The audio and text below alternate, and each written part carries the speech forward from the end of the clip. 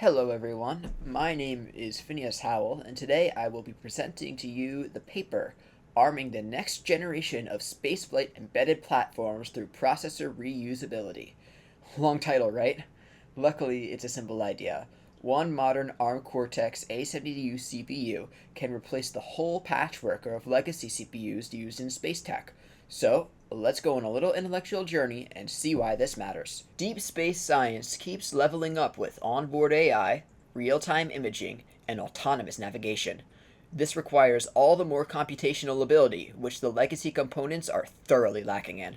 Currently, computer engineers working in the space industry are forced to work with three different architectures, and well, we all know about the downsides of context switching. In addition, this has made orbital computing much more complex than it needs to be and gives it a much higher barrier to entry than any other discipline in the field. So here's the payoff. Code once, fly anywhere. Same ISA toolchain across probes, landers, and CubeSats, no more rewrites. Faster dev cycles, engineers only have to master one chip, allowing for debugging and optimization to become like muscle memory. Lower mission costs allow for bulk procurement, shared validation, and way fewer NRE hours. And finally, smaller spares inventory. One processor family on the shelf instead of a Frankenstein mix is obviously going to stop a whole lot of waste in a whole lot of ways. Replacing the current system with an ARM based one sounds good in theory, but we need to make sure that it will work in practice. To do that, we need to know that our CPUs will work within the power constraints of the system. Luckily, with all the new features that have been developed, ARM CPUs are much more power efficient than legacy ones. They do this through a combination of shutting down unused cores and, when possible, running those that are working with the minimum required power to keep them alive. This is what WFI and WFE control is. In addition to the power constraints, we need to make sure that the ARM CPU is powerful enough to perform all the computational tasks that the legacy CPU can do. And luckily, as you will see, it blows the competition out of the water in a variety of both synthetic and real-world tests. Numbers time. Even at 800 MHz on one core, the A72 produces 5 times the CoreMark score of the legacy CPU.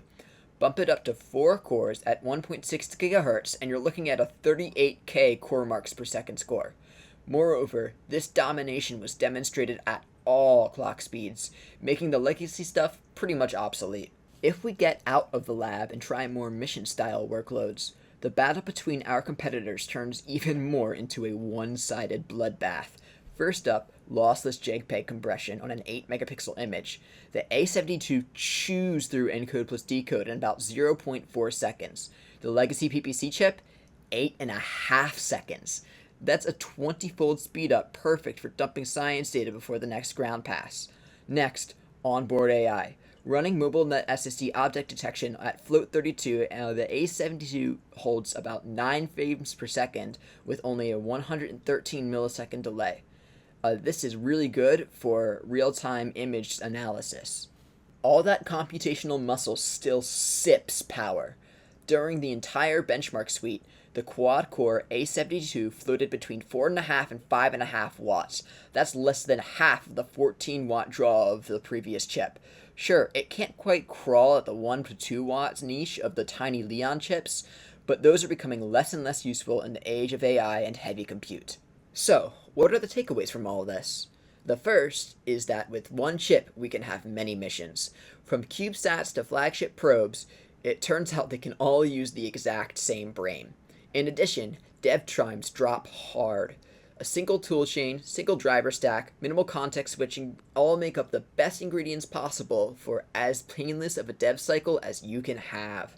This all leads to cost savings all around, with bulk buys, shared ball campaigns, fewer spare parts, and just, all that good stuff. And also, finally, this leaves headroom for future code. You won't be ripping the CPU out in 2 missions just when someone needs to run a mini AI model on it. Speaking of the future, our little ARM chip isn't done with improvements. In the future, the authors plan on implementing extremely deep and aggressive power tuning, radiation shops to help the chip survive in space, and of course, more compute for larger workloads. All in all, swapping the zoo of heritage CPUs for one ARM Cortex A72 slashes cost, dev times, and power while literally skyrocketing performance. There is always a chance for some major disruption, but if I were a betting man, I wouldn't be afraid to place a huge bet that our next satellites will be powered by ARM.